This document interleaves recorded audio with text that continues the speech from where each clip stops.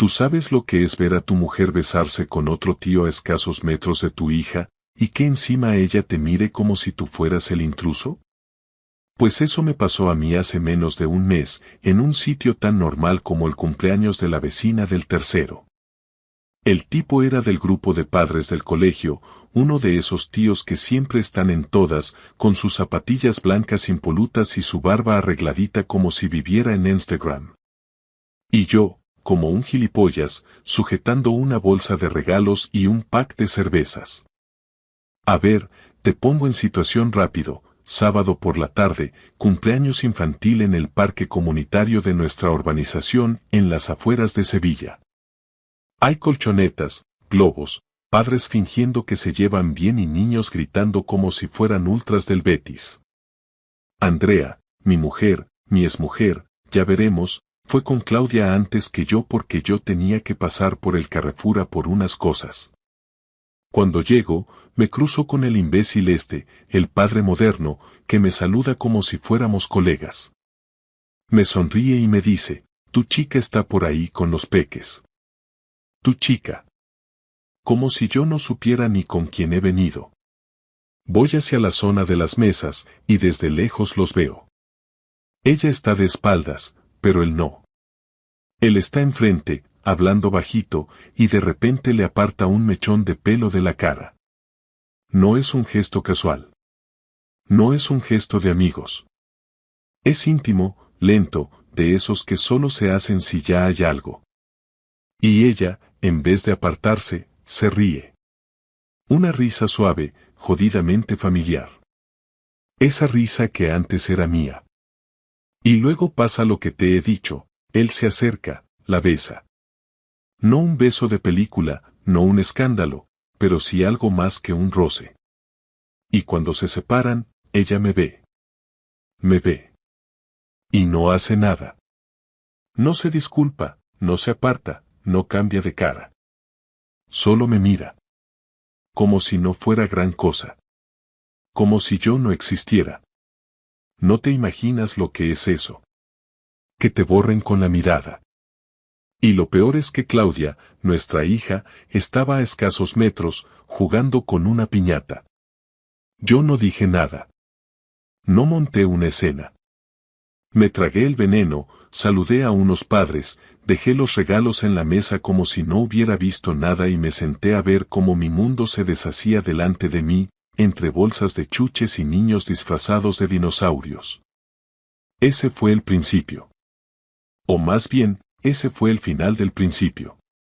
Porque a partir de ahí, todo empezó a caer por su propio peso. Pequeños detalles que antes no cuadraban de repente empezaron a tener sentido. Las risitas tontas con el móvil. Las escapadas al pilates. Las duchas a horas raras. Las preguntas sobre qué días yo iba a teletrabajar desde casa. No tuve que revisar su móvil. No hice de detective. No instalé cámaras ni seguimientos. No hizo falta. Porque lo que vi aquel día, con mis propios ojos, valía más que cualquier prueba. El gesto. La cercanía. La mirada. El silencio después. Pero no te creas que fui víctima callada. No. Me guardé todo eso, para devolvérselo con intereses. Porque si hay algo que aprendí, es que quien juega sucio, tiene que estar preparado para mancharse. Y eso fue solo el comienzo. Cuando volví a casa esa noche, no le dije ni una palabra. Ella llegó como si nada, con Claudia dormida en brazos, y me miró como quien mira al portero de la finca. Ni un hola, ni un cómo estás, ni una mínima señal de culpa. Entró al salón, dejó a la niña en el sofá, le quitó los zapatos, le arropó con esa manta gris que tanto le gusta, y se fue al baño. La oí cerrar la puerta y abrir el grifo. Yo me quedé de pie en la cocina, mirando fijamente la encimera, sin saber si tenía más ganas de gritar o de vomitar. Pero no hice ninguna de las dos cosas. Solo respiré hondo, y decidí no actuar impulsivamente. Si ella me iba a tomar por tonto, yo iba a demostrarle que el tonto sabe callar, pero no olvida. Y tampoco perdona. Esa noche no dormí. Me quedé en el sofá, con la tele encendida sin volumen, observando cómo cambiaban los canales en silencio. Ella nunca bajó a buscarme, y eso fue lo que más me dolió. Ni siquiera fingió interés. Era como si ya supiera que no hacía falta disimular. Como si estuviera todo tan cocido que el escándalo no valía el esfuerzo. Y yo, por primera vez, empecé a mirarla como una desconocida. Una mujer que sabe que está haciendo daño y, aún así, lo repite con calma, como quien fuma un cigarro sabiendo que le jode los pulmones, pero no le importa porque ya tiene los dientes manchados. Los días siguientes fueron una especie de rutina absurda. Nos cruzábamos en casa como compañeros de piso que apenas se toleran. Desayunábamos en silencio, cada uno con su móvil. Ella con el suyo pegado a la mano como si fuera un secreto nuclear. Yo, con una calma fingida, me dedicaba a observar. No hablaba más de lo necesario. Solo anotaba mentalmente cada detalle. Los horarios que no cuadraban, los perfumes que no eran los habituales, la ropa interior nueva que no se había comprado en años, los pequeños cambios en su cuerpo que antes eran míos y ahora parecían de alquiler. Empecé a fijarme en todo. No con paranoia, sino con precisión. Y cuanto más miraba, más claro lo tenía, no era un error puntual, no era un calentón, no era un despiste. Era algo más estructurado. Era otra vida, paralela, escondida en los huecos de la mía. Una tarde, mientras ella decía que iba al fisio, cosa que nunca había hecho antes, decidí seguirla. Nada de tecnología, ni apps, ni rastreos digitales. Me subí al coche y la seguí desde una distancia prudente. Ella iba tranquila, como quien no tiene nada que esconder, y eso fue lo que me confirmó que había algo. Porque cuando alguien miente, pero no teme ser descubierto, es que ya te ha dado por perdido. La vi aparcar en un barrio de esos que parecen de postal, cerca del centro. Bajó del coche con una mochila al hombro y unas gafas de sol ridículas. Caminó sin prisa, saludó a un portero con una sonrisa forzada y entró en un portal. Esperé. No por cobardía, sino por estrategia. Quería estar seguro. Quería verla salir, contar el tiempo exacto, analizarlo todo. Pasó 1 hora y media. Cuando salió, llevaba el pelo revuelto y la cara más relajada de lo normal. Se subió al coche y se fue. Yo me quedé parado, mirando ese edificio de fachada blanca y balcones pequeños. Bajé del coche, entré al portal y subí hasta el segundo piso.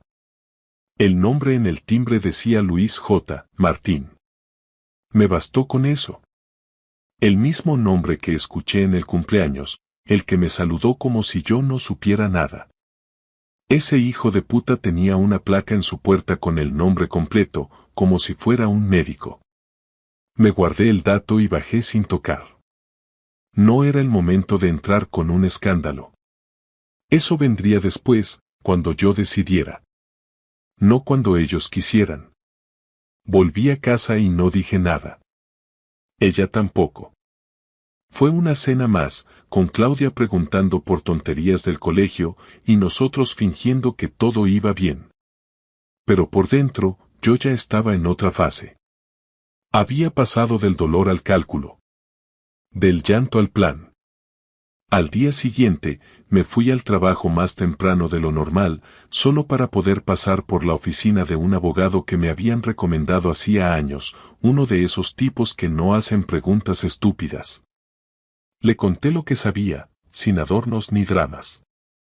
Me escuchó en silencio, asintió, y me dijo lo que necesitaba escuchar, que mientras no tuviera pruebas contundentes, las cosas serían lentas y sucias. Le pregunté qué tipo de prueba era contundente, y él respondió sin parpadear: imágenes, testigos o confesión grabada. Nada de rumores. Nada de intuiciones.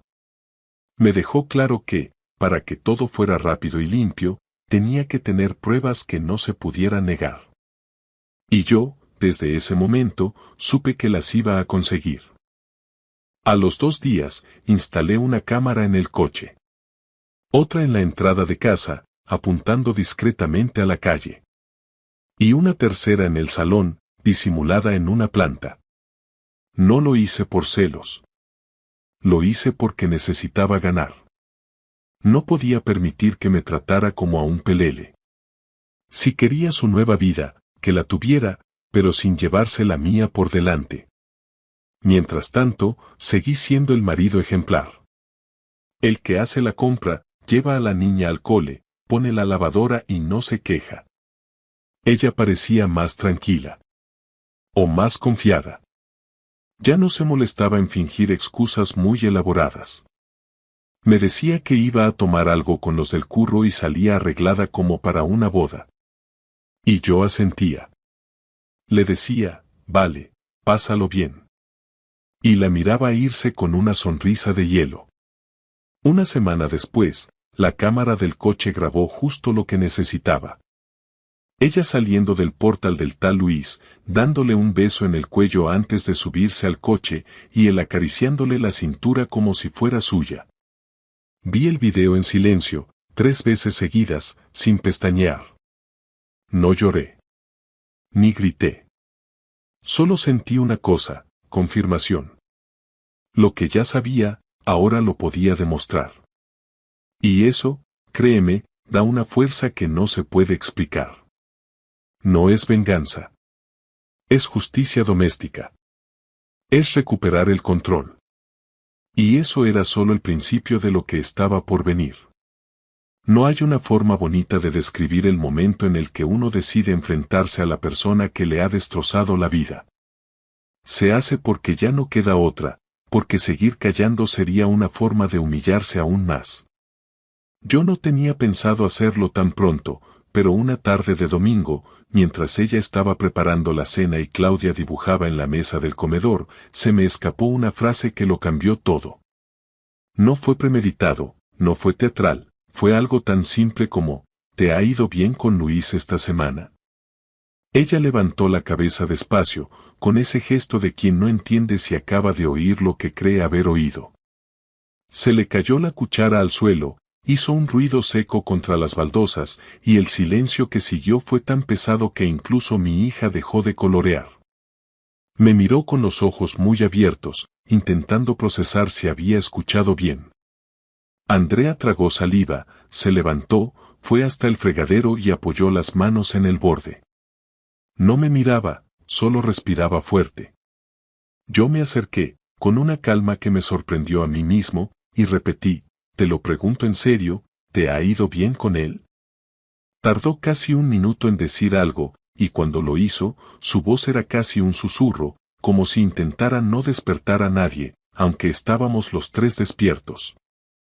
Dijo, no sé de qué hablas, no empieces, por favor. Esa frase, esa cobardía de fingir ignorancia, fue lo que me encendió del todo. Le dije sin rodeos que sabía lo del portal, que había visto cómo lo besaba, que tenía todo grabado y que no quería escuchar más mentiras. Ella giró la cabeza despacio, y entonces sí me miró. En su cara no había sorpresa, ni miedo, ni culpa. Había cansancio, un tipo de resignación que solo aparece cuando alguien ya ha decidido rendirse. Me dijo, no era mi intención que te enteraras así. No lo negaba, no lo disfrazaba, no pedía perdón. Simplemente reconocía que no había querido que lo descubriera, como si el problema fuera haber sido descubierta, no haberme traicionado. Le pedí que se sentara.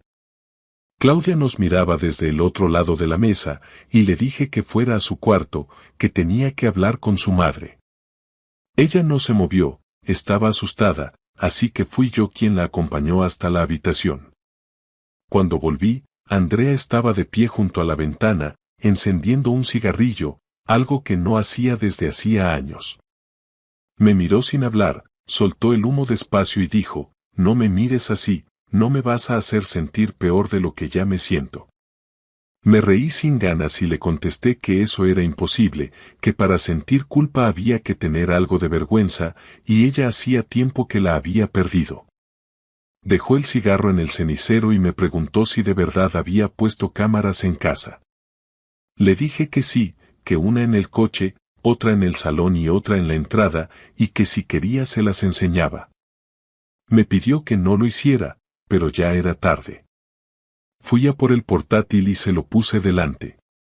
Reproduje el video en silencio, y durante los 40 segundos que duró no apartó la vista. Cuando terminó, me miró y dijo, no sé qué quieres que diga. Le respondí que, al menos, la verdad. Que dijera cuánto tiempo llevaba, quién era ese tipo exactamente, y por qué. Me contestó sin dudar, como si ya lo tuviera preparado, desde hace unos 6 meses. Es del trabajo. Empezó como una tontería, una comida, unas risas, y acabó pasando lo que tenía que pasar. Le pregunté qué era eso que tenía que pasar. Me dijo que no lo sabía, que las cosas simplemente se habían dado así, que no lo había planeado. Esa forma de hablar, tan fría, tan mecánica, me dio más asco que la propia infidelidad. No era solo lo que había hecho, era la falta total de emoción al decirlo. Le pregunté si lo amaba. Me dijo que no, que tampoco era eso.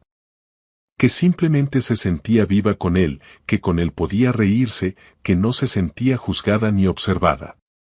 Yo le recordé que yo nunca la había controlado, que siempre había tenido su espacio, que nunca le había pedido explicaciones, y ella me respondió que precisamente ese era el problema, que yo había dejado de importarle.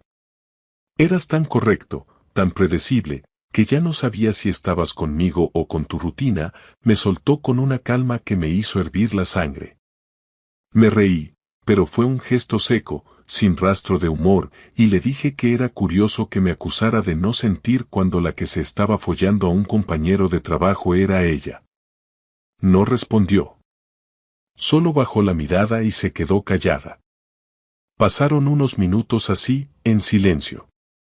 Luego me pidió que no montara un escándalo, que no hiciera daño a Claudia con esto, que no quería separarse, que quería pensar. Le pregunté qué había que pensar exactamente, si quedarse con su familia o con su amante, porque no había más opciones. Me dijo que no era tan simple, que había cosas que yo no entendía, que ella se sentía vacía desde hacía tiempo. Le respondí que no me viniera con excusas baratas, que todos los matrimonios pasan por baches, pero que no todos se van a buscar cariño en los brazos del primero que le sonríe.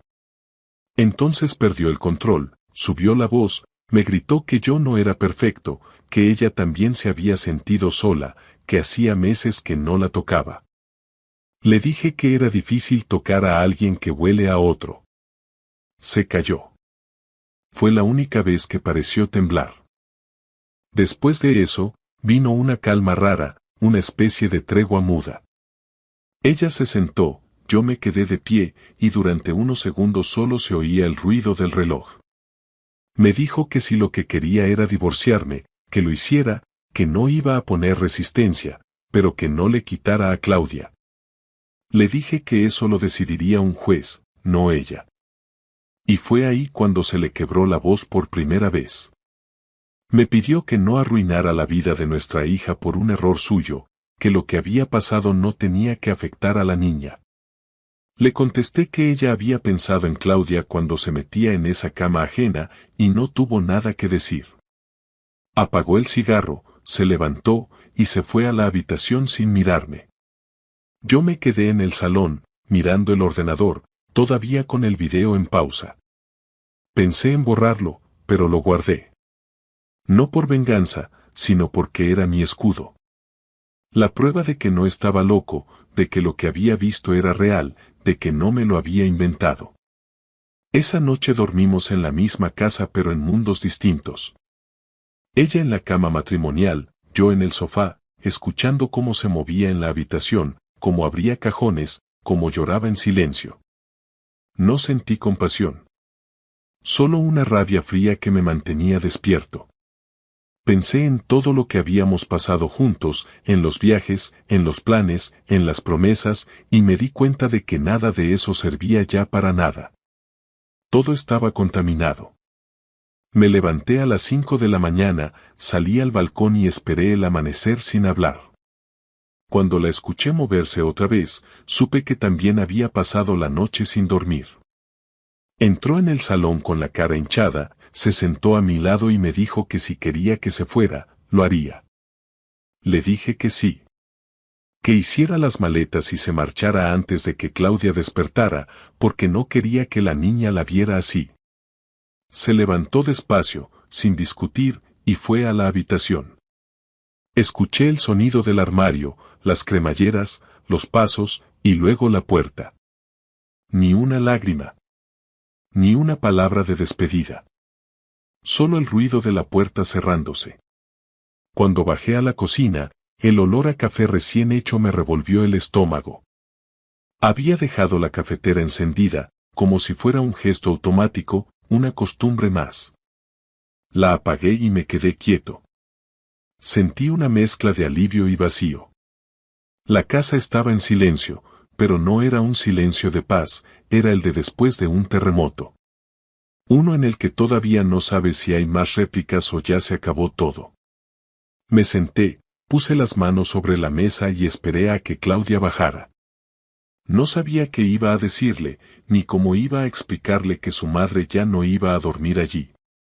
Cuando la oí bajar las escaleras y preguntarme por su madre, supe que ese momento iba a doler más que cualquier otra cosa. Y dolió. Porque tuve que mentirle y decirle que su madre había ido unos días a casa de la abuela. Y mientras la abrazaba, supe que no iba a perdonar a Andrea. No por lo que me hizo a mí, sino por lo que le acababa de hacer a nuestra hija. Después de que Andrea se marchara de casa con una maleta medio hecha y una mirada que no decía nada, pasé 2 días en modo automático, cumpliendo con lo básico, levantando a Claudia, preparándole el desayuno, llevándola al colegio, contestando correos del trabajo, limpiando lo mínimo, como si con cada movimiento evitara pensar. Pero pensar era inevitable, sobre todo por las noches, cuando el silencio pesaba y la ausencia se notaba hasta en los huecos del colchón. Me repetía que tenía que mantener la calma, que ya había pasado lo peor, que no valía la pena seguir hundido en el asco, pero no era verdad. Lo peor estaba por venir, y yo no iba a quedarme cruzado de brazos esperando a que se resolviera solo. Cuando alguien te rompe la vida con tanta frialdad, lo mínimo que puedes hacer es devolverle el golpe, no por venganza como concepto abstracto, sino por necesidad. Lo necesitaba como respirar, no para hacer daño por placer, sino para sentir que recuperaba el control de algo, porque durante meses, sin saberlo, había sido un espectador de mi propia humillación. Lo primero que hice fue recopilar todas las pruebas que tenía. Los vídeos, los horarios, los mensajes que había conseguido leer desde la nube donde se sincronizaba su correo sin que ella lo supiera. El tal Luis, que hasta hacía poco era solo una cara conocida entre los padres del cole, ahora tenía nombre, dirección, rutinas y hasta el nombre de su exmujer, que descubrí tras buscar su nombre en redes sociales y encontrar su perfil público. Me senté frente al ordenador durante horas, con una paciencia que no sabía que tenía, anotando todo, ordenando cronológicamente las pruebas, clasificándolas, imprimiendo copias, y guardando versiones digitales en 2 memorias USB. Una la guardé en la caja fuerte del trastero, la otra la dejé en la guantera del coche. No era paranoia, era precaución. No pensaba usar nada de eso todavía, pero necesitaba tener el arma lista para cuando llegara el momento. Después, tomé una decisión más radical. Hablé con el abogado, esta vez con intención firme. Le pedí que preparara la demanda de divorcio, con custodia compartida pero residencia principal conmigo, alegando que Andrea había abandonado el hogar familiar sin justificación, y que su nueva relación afectaba la estabilidad emocional de la niña. Le mostré las pruebas, le expliqué la situación, y él me aseguró que no sería fácil, pero que teníamos base para conseguir lo que pedía. Me advirtió que si Andrea se ponía agresiva o si decidía pelear en serio, el proceso se alargaría. Le dije que no tenía problema, que yo podía aguantar lo que fuera. Lo que no iba a tolerar era que se saliera con la suya como si nada. Ya no. El siguiente paso fue más delicado. Decidí hablar con la directora del colegio de Claudia. No le conté los detalles, no era necesario, pero le informé que Andrea y yo estábamos separados, que ella se había ido del domicilio familiar, y que por ahora yo era el único que llevaría y recogería a la niña. Lo hice para dejar constancia formal, por si más adelante alguien intentaba jugar sucio. También avisé a los profesores, con una nota sencilla, en la que explicaba que Claudia podía estar más sensible durante las próximas semanas, que agradecía cualquier atención especial. Todos respondieron con educación y preocupación, lo que me dio algo de tranquilidad. El verdadero golpe vino una semana después, cuando me enteré de que Andrea seguía viendo a Luis. No me lo contó ella, obviamente. Lo supe porque un amigo en común, sin saber que ya lo sabía todo, me mandó una foto de ellos en una terraza del centro, agarrados de la mano como si fueran adolescentes. Me escribió, ¿tú sabías esto? Le contesté que sí, que no era nuevo, que agradecía la información pero que ya estaba al tanto. Lo que no le dije fue lo que hice después. Esa misma tarde, imprimí 4 copias del video donde se veía a Andrea saliendo del edificio de Luis, besándolo antes de subir al coche. Las metí en sobres distintos. Uno lo envié a su madre, otro a su padre, el tercero a su hermana y el cuarto a su mejor amiga, la que me sonreía cada vez que nos veíamos en alguna reunión familiar como si no supiera nada. En cada sobre incluye una carta breve, sin insultos, solo datos. Les expliqué que no lo hacía por despecho, sino porque merecían saber la verdad de lo que había pasado, antes de que alguien les contara una versión manipulada. Les pedí que no me respondieran, que no quería mantener contacto, pero que al menos supieran por qué Andrea y yo habíamos llegado a ese punto. Al día siguiente, recibí una llamada de su hermana. No la contesté. Luego un mensaje, no sabía nada. Lo siento mucho. Si necesitas algo, estoy aquí. Lo leí sin emoción y lo borré. No necesitaba aliados. Solo quería que ella supiera que ya no tenía a nadie engañado. Que su historia de víctima no iba a colar. Lo más fuerte vino el viernes por la noche. Andrea apareció en casa, sin avisar, tocando el timbre con insistencia. Claudia ya dormía. Abrí la puerta y ella entró sin pedirme permiso, con la cara desencajada, un sobre en la mano. Me lo tiró encima de la mesa y dijo, ¿qué coño es esto? Le respondí que era la verdad. Que ya era hora de que dejara de fingir y afrontara las consecuencias. Empezó a gritarme, me dijo que era un manipulador, que estaba destrozando su vida, que cómo me atrevía a meter a su familia en esto. Me senté en el sofá, sin responder, mientras ella seguía gritando. Le dije que si no se calmaba, iba a llamar a la policía. Eso la frenó. Se quedó callada unos segundos, luego se dejó caer en la silla del comedor y bajó la cabeza. Dijo que su madre la había llamado llorando, que su padre la había echado de casa, que su hermana no le respondía los mensajes. Le pregunté si de verdad esperaba que todos aplaudieran su aventura. Me miró con odio, me dijo que me había convertido en una persona horrible. Le contesté que yo no me había acostado con nadie, que no había roto una familia, que simplemente había mostrado lo que ella hizo. Se quedó en silencio. Le ofrecí un vaso de agua, lo rechazó. Me dijo que necesitaba hablar conmigo sin rabia, que quería llegar a un acuerdo, que no quería guerra. Le respondí que eso ya no dependía de ella. Que tendría que hablar con mi abogado. Me pidió que no involucrara más a Claudia. Le aseguré que jamás haría nada para dañar a nuestra hija, que por eso mismo no podía permitir que viviera bajo el mismo techo con alguien que había mentido con esa naturalidad. Antes de irse, me dijo que todavía me quería. No supe si reírme o escupirle la cara. Me limité a mirarla. Le dije que ese tipo de frases ya no significaban nada. Que ahora las decisiones se tomaban por papeles, no por sentimientos. Y que no pensaba volver a ser el que pone la otra mejilla. Abrió la puerta y se fue sin despedirse. Cerré con llave, subí las escaleras y me asomé al cuarto de Claudia. Dormía tranquila, abrazada a su peluche. Me senté a su lado, le acaricié el pelo, y me prometí que nunca más iba a permitir que nadie entrara en nuestras vidas sin merecerlo. Andrea ya era parte del pasado, y lo único que me importaba era proteger lo que quedaba intacto. Habían pasado 2 semanas desde que Andrea vino a casa por última vez. No había vuelto a aparecer, no había llamado, no había mandado mensajes, ni siquiera para preguntar por Claudia. No me sorprendió.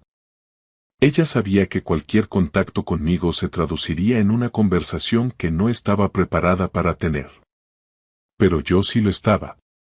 Estaba esperando ese momento con una mezcla de ansiedad y determinación. Sabía que no iba a ser fácil, pero no me importaba. Después de todo lo que había hecho, lo mínimo que le debía a nuestra historia, y sobre todo a nuestra hija, era cerrar esto con las cartas sobre la mesa, sin juegos, sin adornos, sin farsas. El domingo por la mañana, mientras preparaba el desayuno para Claudia, recibí un mensaje suyo.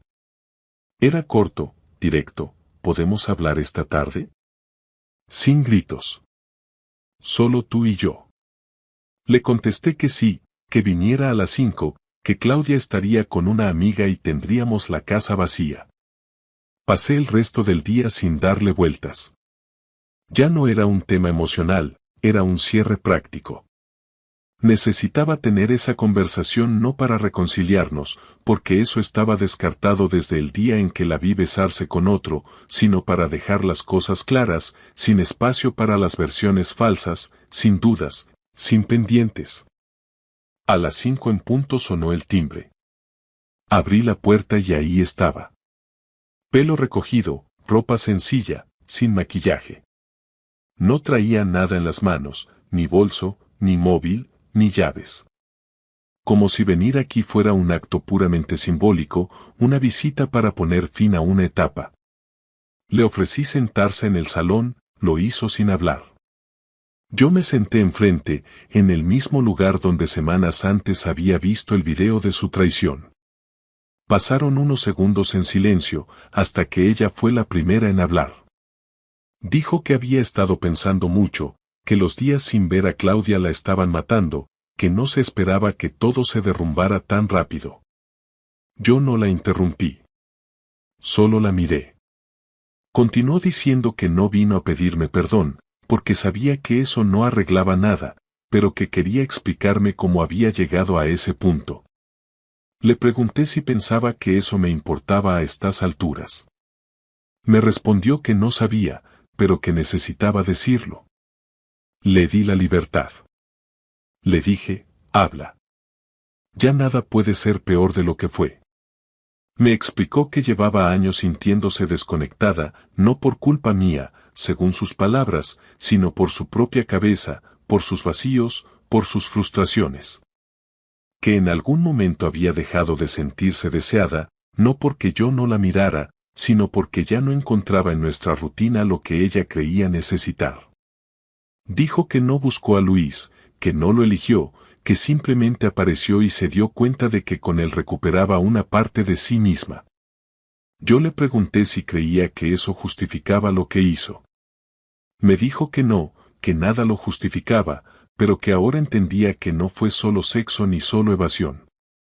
Que fue una mezcla de querer sentirse otra persona, aunque fuera por ratos.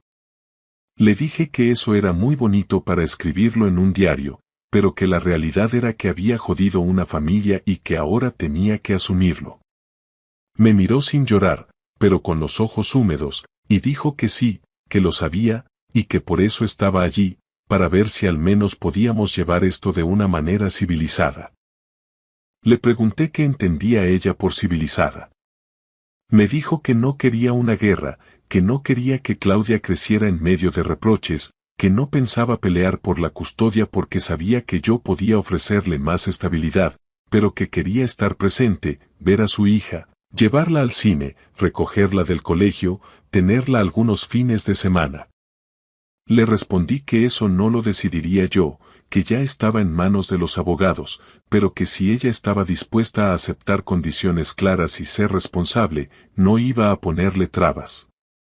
Le pregunté si seguía viéndose con Luis. Me dijo que no, que después de todo lo que pasó, no tenía sentido. Que había sido bonito hasta que se convirtió en el origen de su caída. Le pregunté si lo extrañaba. Me miró a los ojos y dijo que no, que nunca fue amor, solo una válvula de escape. Le dije que entonces había destrozado todo por algo tan miserable que ni siquiera valía la pena defender. Ella asintió. No discutió. Le pedí que fuera honesta conmigo por última vez. Que me dijera si alguna vez pensó dejarme por él. Me dijo que sí, que lo pensó más de una vez, pero que nunca se atrevió porque, a pesar de todo, nunca dejó de verme como su familia. Le respondí que familia no es alguien que te clava un cuchillo por la espalda mientras sonríe. Que lo que ella hizo no se podía reparar con explicaciones tardías ni con autocrítica superficial. Que no la odiaba, pero que tampoco la perdonaba. Ella me preguntó si algún día lo haría. Le respondí que no lo sabía, pero que si esperaba una escena de reconciliación o algún tipo de redención, estaba perdiendo el tiempo. Pasó un rato sin que ninguno hablara. Luego me preguntó si todavía la quería. Le dije que no. Me preguntó si alguna vez volvería a confiar en otra persona. Le dije que no lo sabía. Me preguntó si iba a buscar a alguien más, si me veía rehaciendo mi vida con otra mujer. Le dije que ahora mismo solo quería ser un buen padre, trabajar, y no pensar más de lo necesario. Me dijo que eso sonaba triste. Le respondí que lo que sonaba triste era haber tirado por la borda 12 años por un calentón. Antes de irse, me pidió ver a Claudia ese mismo día, aunque fuera un rato. Le dije que sí, que la pasara a buscar a casa de su amiga, que pasara la tarde con ella, pero que no la usara como excusa para venir a esta casa cuando quisiera. Que si quería retomar su papel como madre, tenía que respetar los tiempos, los espacios, y sobre todo, no volver a usar a la niña como escudo para limpiar su imagen. Ella me dio su palabra. Me dijo que no iba a cometer ese error. Que todo lo que quería era recuperar algo de lo que perdió. Se levantó, me miró por última vez, y dijo algo que me tomó por sorpresa: si pudiera volver atrás, no lo haría. No lo dijo como quien se arrepiente, sino como quien acepta que lo hecho está. No respondí. Se fue. Cerré la puerta sin mirar por la ventana. Esa fue la última vez que hablamos de verdad. Todo lo que vino después fueron intercambios cordiales por correo o mensajes breves para organizar visitas con Claudia. Ningún te echo de menos, ningún ojalá las cosas fueran diferentes, ningún intento de reconquistarme. Ella entendió que ya no había espacio. Y yo entendí que a veces, cuando alguien se va, es mejor no detenerlo. Desde aquella última conversación con Andrea ha pasado un mes exacto. 30 días sin verla en esta casa, sin oír sus pasos por el pasillo, sin que el sonido de las llaves en la puerta me haga mirar esperando algo. 30 días en los que he seguido con mi vida de manera funcional, no por fortaleza emocional ni porque me haya recuperado, sino porque no hay otra. Claudia sigue yendo al colegio, sigue preguntando por su madre con naturalidad, sigue creyendo que esta es solo una etapa complicada, no una ruptura definitiva. A veces, cuando me habla de lo bien que lo pasó con ella el sábado o de que le gustaría que algún día volviéramos a estar juntos, me dan ganas de decirle que eso no va a pasar nunca, que su madre eligió un camino del que no se vuelve, pero me callo, porque su mundo no necesita ahora una verdad tan cruda.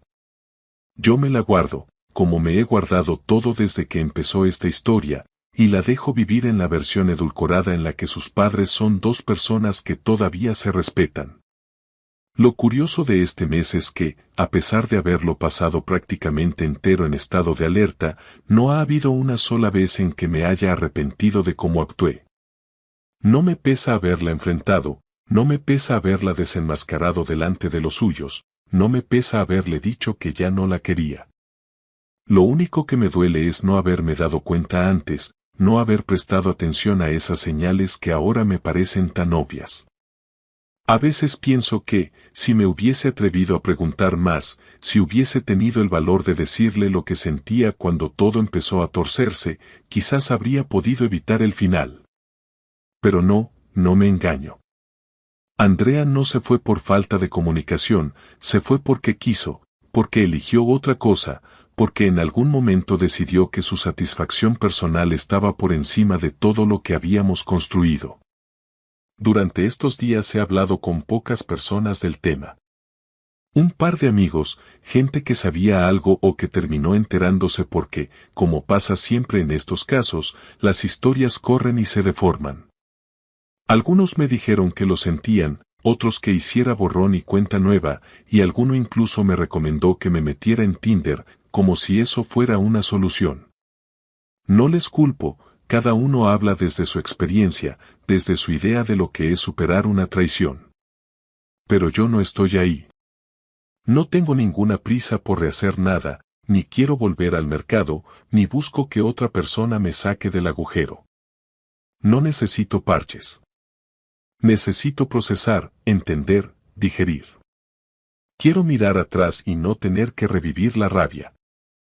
Quiero poder cruzarme con Andrea un día y no sentir que tengo que bajarme del coche para no perder los nervios. Todavía no he llegado a ese punto, pero sé que estoy en camino. En cuanto al proceso legal, las cosas van como deben. Mi abogado se está encargando de todo, y Andrea ha cumplido con lo que prometió, no ha puesto trabas, no ha pedido condiciones imposibles, no ha usado a Claudia como moneda de cambio. Supongo que esa es su manera de compensar lo que hizo, o quizás solo intenta mantener una imagen digna ante los demás. Me da igual. Mientras cumpla y no interfiera en la estabilidad de mi hija, puede hacer lo que quiera. Yo, por mi parte, he decidido que este año no me voy a mover de esta casa. Aunque cada rincón me recuerde algo, aunque la cama siga oliendo a una historia que ya no existe, no me voy a ir. No todavía. Necesito transformar este lugar antes de abandonarlo. Quiero que sea mío de nuevo, sin ella, sin sus cosas, sin su sombra. Los fines de semana que Claudia pasa con su madre, aprovecho para ordenar. Tiro ropa vieja, libros que nunca volveré a leer, recuerdos que solo sirven para hacer daño. El otro día encontré una caja con fotos de nuestro primer viaje juntos, antes de casarnos. Las estuve mirando un rato, no con nostalgia, sino con una especie. ¿Tú sabes lo que es ver a tu mujer besarse con otro tío a escasos metros de tu hija, y que encima ella te mire como si tú fueras el intruso? Pues eso me pasó a mí hace menos de un mes, en un sitio tan normal como el cumpleaños de la vecina del tercero. El tipo era del grupo de padres del colegio, uno de esos tíos que siempre están en todas, con sus zapatillas blancas impolutas y su barba arregladita como si viviera en Instagram. Y yo, como un gilipollas, sujetando una bolsa de regalos y un pack de cervezas. A ver, te pongo en situación rápido, sábado por la tarde, cumpleaños infantil en el parque comunitario de nuestra urbanización en las afueras de Sevilla. Hay colchonetas, globos, padres fingiendo que se llevan bien y niños gritando como si fueran ultras del Betis. Andrea, mi mujer, mi exmujer, ya veremos, fue con Claudia antes que yo porque yo tenía que pasar por el Carrefour a por unas cosas. Cuando llego, me cruzo con el imbécil el padre moderno, que me saluda como si fuéramos colegas. Me sonríe y me dice, tu chica está por ahí con los peques. Tu chica.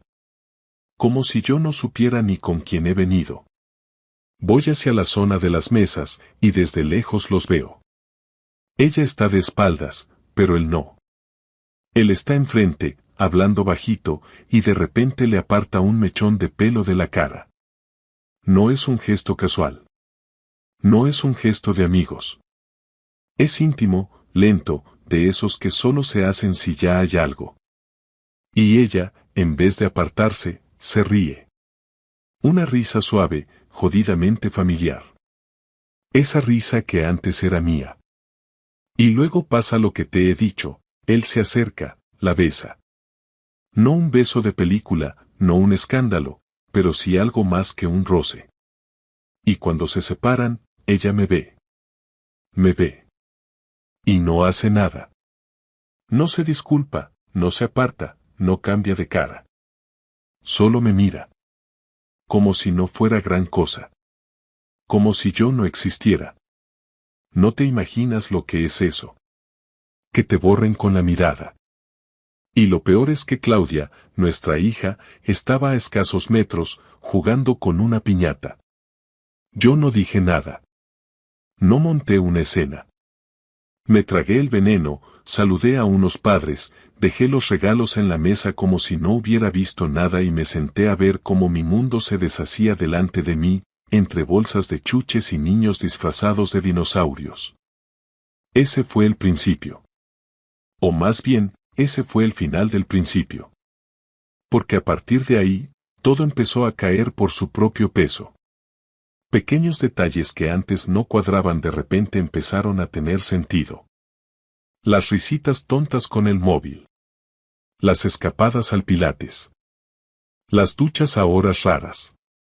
Las preguntas sobre qué días yo iba a teletrabajar desde casa. No tuve que revisar su móvil. No hice de detective. No instalé cámaras ni seguimientos. No hizo falta. Porque lo que vi aquel día, con mis propios ojos, valía más que cualquier prueba. El gesto.